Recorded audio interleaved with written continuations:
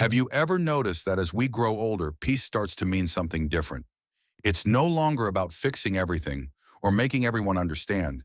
It's about learning when to stay quiet, when to protect what's sacred inside you.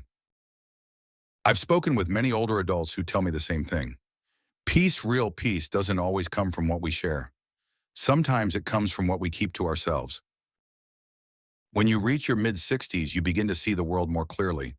You notice that not every truth needs to be spoken. Not every emotion needs an audience. Some things, when held gently in silence, keep your dignity safe and your relationships whole. Today, we'll explore 4 things you should never share with your family after 65, not out of fear, but out of love and wisdom. These lessons come from quiet regrets whispered by people who learned too late that silence can be a form of strength. Before we begin, I'd love to know where you're watching from, your city, your country. I read every comment, and it means a lot to feel our community gathered here. And if you value gentle conversations about aging with peace, purpose, and respect, please subscribe to join us on this journey. Now let's begin with the first truth, one that surprises most people: money and the quiet power of privacy. When I was still working at the clinic, I met Robert, a 71-year-old retired engineer from Denver. He was careful with his money, proud of the decades he'd spent building a stable life for his family. Yet one evening over dinner, his daughter asked how much he had saved for retirement. He answered honestly, believing transparency was a sign of trust. From that moment, something shifted. Every small decision he made: a new chair for his living room, a donation to his church, even a simple weekend trip, suddenly became open for discussion. Dad, maybe you shouldn't spend that much. Are you sure it's wise to give money away slowly? Robert began living by their approval instead of his own peace. That's when he realized sometimes sharing too much doesn't bring closeness. It brings control. Money has a strange way of changing how people see one another. Even the kindest families can grow tense when numbers enter the conversation. What was once a bond of care turns into a balance sheet of expectations. And the truth is, you work too hard for too many years to let anyone else decide how you should enjoy what you've earned. Protecting your financial privacy isn't selfish. It's a quiet form of dignity. You can still help your loved ones when they truly need it, but it should come from your heart, not from pressure or guilt. I've often told my patients, your money's not just paper. It's the story of your effort, your long nights, your persistence, through years when no one was watching. When you give away that privacy, you sometimes give away your peace. So what can you do instead? First, create a clear private plan for your finances. Write it down, keep it documented, and talk only with someone you deeply trust, a financial advisor or a legal professional who values confidentiality. Second, practice gentle boundaries. When questions about money arise, it's okay to smile and say, "I've got it under control." That one simple sentence protects your peace more than any long explanation. Third, remember, generosity doesn't have to be public. You can support your family quietly: a meal, a kind word, a helping hand, without turning your wallet into an open book. The older I grow, the more I see that true peace comes when you no longer live for everyone's approval. Money after 65 should serve one purpose: to give you comfort, not anxiety; to buy moments of rest, not regret; to support your freedom, not limit it. Robert told me months later, I've stopped explaining myself. I still help when I can, but I keep my decisions private. It feels lighter, like I finally own my life again. And maybe that's the lesson for all of us: privacy is not secrecy, it's self-respect. Now let's move to the next truth, one that touches the heart more than the pocket. It's about the quiet disappointments we carry within our families and how holding them differently can restore peace where words have failed. I once met Margaret, a 68-year-old grandmother from Ohio. She was warm, thoughtful, and deeply devoted to her family. Yet when she spoke about her children, her voice softened into something fragile. "They're good kids," she said, "but sometimes I wonder if they even remember who I used to be." Her eldest son rarely called. Her daughter often spoke to her with hurried words, as if affection had been replaced by obligation. So every few weeks, Margaret would bring up the past, the times she had sacrificed, the moments she felt forgotten. She hoped that if they heard her pain enough, they would finally understand. But what she found instead was silence. The more she revisited those old wounds, the farther her children drifted away. One day she asked me, "Why do they close their hearts when I open mine?" I told her something I've come to believe after decades of listening to families heal and hurt. Not every truth needs to be repeated. Sometimes peace means choosing silence over being right. When we speak from pain again and again, our brain relives that moment as if it were happening now. The body floods with stress hormones. The heart tightens, the spirit tires. It feels like release, but it's really repetition, and repetition can turn healing into harm. Margaret began to change her approach. Instead of confronting, she started writing. Each night she would pour her feelings into a journal, uncensored, raw, but private. She told me it's strange once I write it down, it stops echoing in my head. Sometimes she would whisper her worries in prayer, or sit quietly by her garden, breathing through the ache instead of talking through it. Within weeks, her tone with her children softened. She listened more, complained less. And one Sunday afternoon, her son stayed for coffee after years of leaving quickly. There were no apologies, just laughter. But that was enough. When she shared this with me, I reminded her forgiveness is not weakness. It's strength without noise. You don't have to erase your hurt to find peace. You just have to stop feeding it.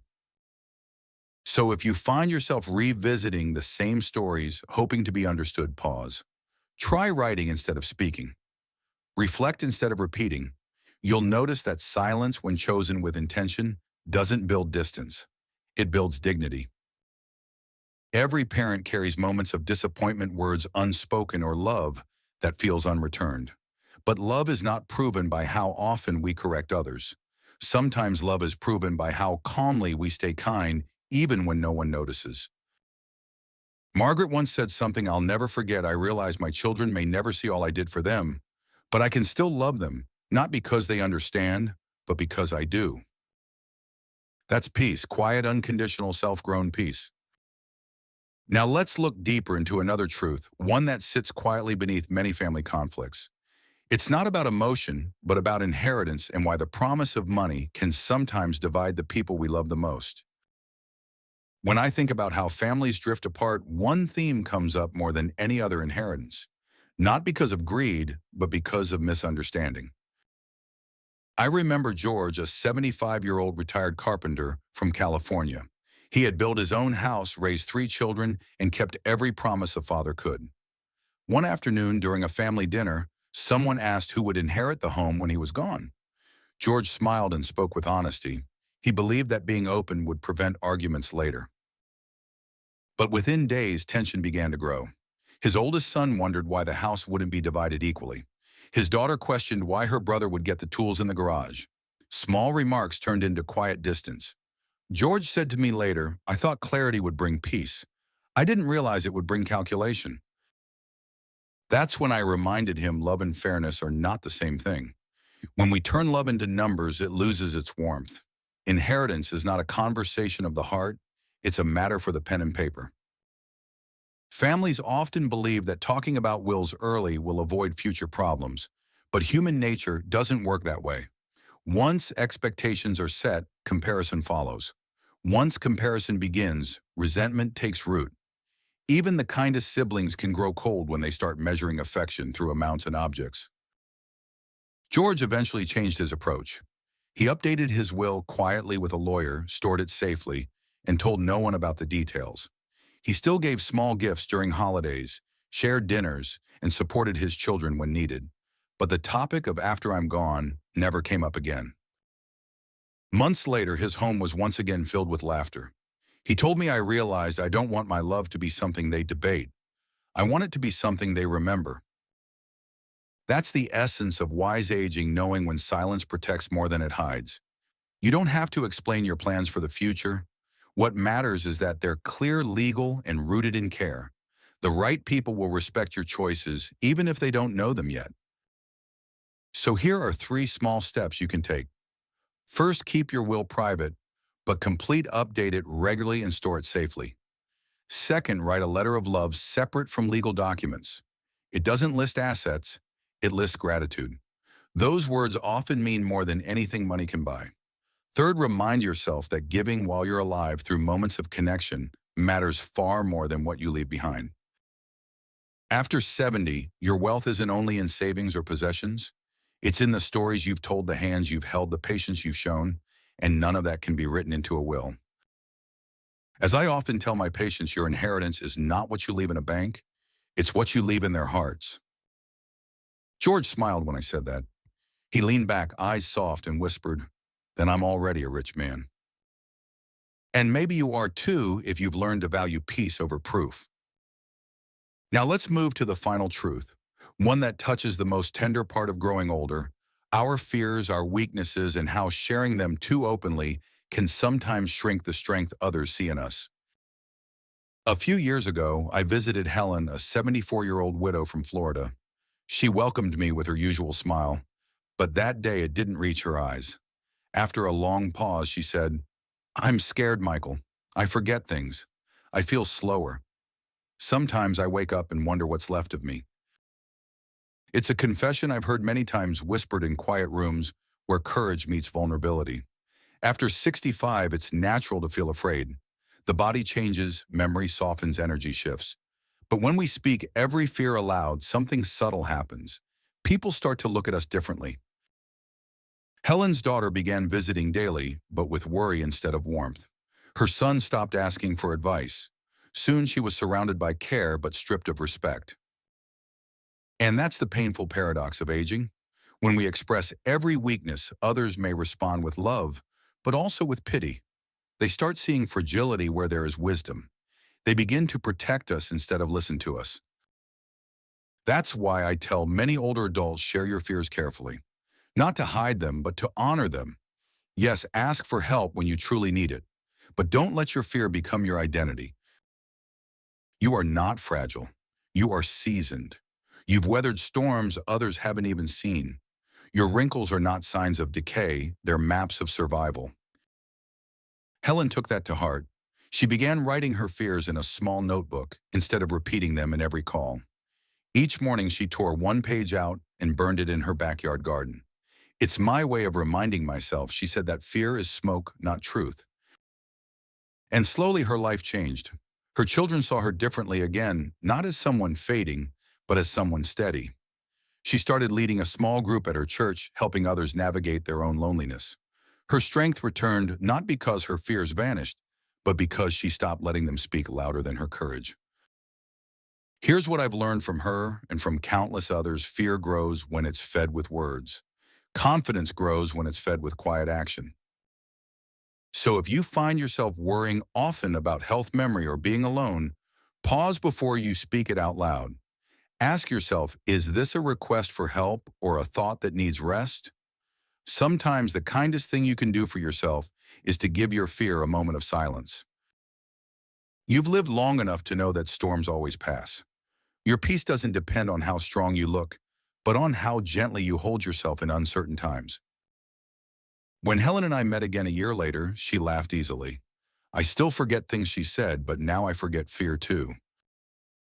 That's the beauty of growing older with wisdom. You stop explaining your pain and start living your peace.